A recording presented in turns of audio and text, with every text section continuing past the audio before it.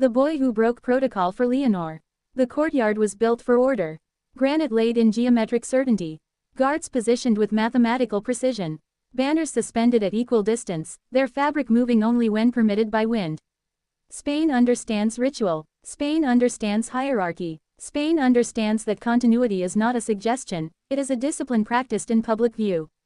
And then, in a moment measured in seconds but weighted in consequence.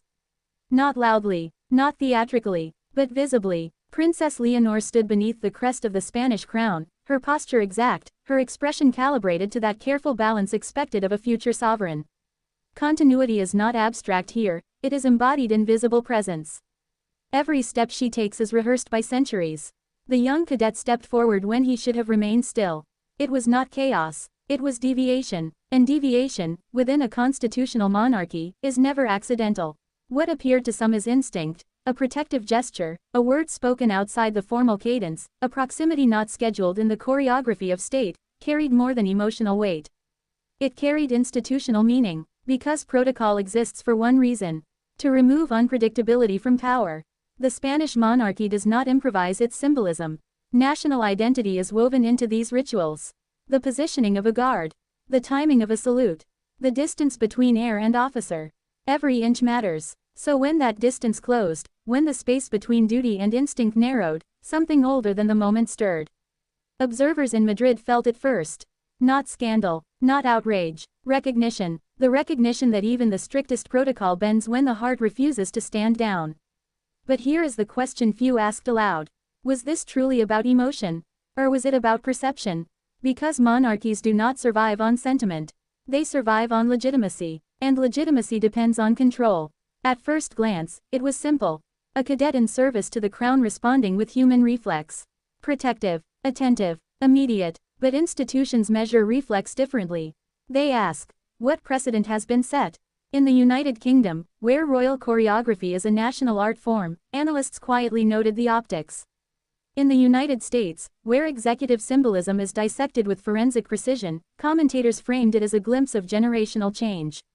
In Germany, where constitutional memory remains sharp, stability is evaluated not by affection but by adherence to structure. Spain watched with its own historical memory. The monarchy fell once. It returned carefully. This is the living thread of continuity. Princess Leonor is not merely a daughter of a king. She is the constitutional guarantee that Spain's parliamentary monarchy endures beyond the present reign. Her military formation is not cosmetic. It is declarative. It signals readiness, discipline, submission to the same codes that bind every officer in uniform. Which is why the breach mattered. Not because it endangered her, but because it momentarily redefined the invisible perimeter around the future queen. At 5 minutes into the ceremony, when the cameras widened and the flags caught the light just right, the phrase settled again like a quiet verdict. And with that breach came a deeper question. If one line can blur, where does the next begin? Protocol is architecture. It is designed to protect the sovereign from favoritism, from intimacy that can be politicized, from narratives that distract from institutional purpose. Monarchies remember this lesson painfully. In Canada and Australia, nations bound to a different crown yet attentive to the same principles, the discussion was not about romance or personality. It was about resilience. About how heirs must embody distance as much as dignity. Because distance creates mystique. Mystique creates authority. Authority sustains continuity. Princess Leonor has been shaped within that understanding. Her public demeanor is studied restraint. Her gestures economical. Her proximity to others carefully curated. Yet here was a moment that suggested something unscripted. Something unfiltered. And unscripted moments in institutions built on script carry power. At 8 minutes, what remained unspoken became more significant than what was seen. No reprimand followed. No visible correction. No formal statement clarified the deviation. Silence can be strategic, or it can be revealing. The absence of response raised a subtler mystery. Was the breach tolerated because it humanized the crown? Or because the institution calculated that controlled humanity strengthens modern legitimacy? Even the strictest protocol bends when the heart refuses to stand down. But institutions decide when and how that bending occurs. Leonor's generation inherits a Europe defined by scrutiny. Social media collapses distance. Audiences expect access. The old mystique competes with modern transparency. Spain's monarchy walks a calibrated line. Too rigid, and it appears distant. Too flexible, and it risks erosion. At the midpoint of her formation, whispers of a larger strain hovered beneath ceremonial applause. The monarchy must appear both timeless and responsive. That balance is delicate. It demands discipline not only from the heir, but from everyone orbiting her. Because one unplanned gesture can ripple outward. Markets respond to perception. Political factions respond to symbolism. Republican voices, though quieter than in previous decades, remain attentive to missteps. Continuity is not abstract here, it is embodied in visible presence. The cadets movement, small as it seemed, entered the visual archive of the nation. Archived moments become reference points. Reference points become narratives. And narratives shape legitimacy. By 14 minutes, the quiet tension reached its point of no return. The image had circulated beyond Spain. Analysts abroad framed it as youthful sincerity. Traditionalists framed it as softness. Reformists framed it as evolution. But inside the institution, the calculus is colder. Does this moment strengthen the crown's bond with its people? Or does it loosen the discipline that protects it? Spain's monarchy survived civil war, exile, restoration, abdication. It learned that public affection can be volatile.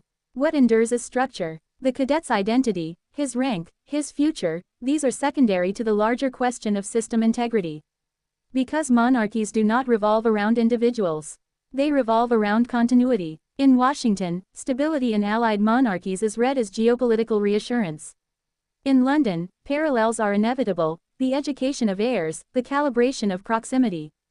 In Berlin, continuity signals economic steadiness. In Ottawa and Canberra, symbolism echoes across constitutional frameworks shaped by similar histories. A single deviation becomes international shorthand. At 19 minutes, another possibility emerges. What if the breach was not a threat, but a test? A measured allowance. A demonstration that the crown can accommodate visible humanity without surrendering authority. The future of constitutional monarchy may depend on that balance. Too much steel, and it fractures. Too much softness, and it dissolves. Princess Leonor stands at the intersection of those pressures. She is young, but she is not free. Her smile is policy, her silence, strategy, her posture, promise. National identity is woven into these rituals. The boy who stepped forward did so in uniform, symbol of state service. That detail matters. The gesture did not come from outside the institution. It came from within it, which reframes the moment entirely. Perhaps this was not rebellion. Perhaps it was loyalty expressed beyond the margins of choreography. Even the strictest protocol bends when the heart refuses to stand down. But bending is not breaking. And breaking is not always collapse. Sometimes, it is adaptation. Spain approaches a generational transition. King Felipe VI carries the memory of abdication's shock and restoration's discipline. Leonor carries the expectation of seamless succession. Every public appearance now is rehearsal for permanence. The cadet's gesture lingers because it touched something audiences rarely see, the tension between individual instinct and institutional demand. And the crown did not visibly tremble.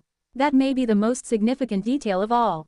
Because resilience is proven not when rules are perfectly followed, but when they are momentarily tested and remain intact. Still, history rarely announces its turning points in advance. Moments dismissed as minor sometimes reveal themselves as markers of transformation years later. Will this be remembered as a fleeting human reflex? Or as the first subtle shift in how Spain's future queen navigates visibility and vulnerability? The answer has not yet been written. The courtyard remains. The geometry holds. The flags still rise at measured intervals. But somewhere within that architecture, a new variable has entered the equation. And institutions, no matter how ancient, must always account for variables. The story does not close here. It pauses. Because the next time protocol bends, the world will be watching more closely. And whether that bending signals strength or strain will define not only a young woman's reign, but the endurance of the system she is destined to inherit.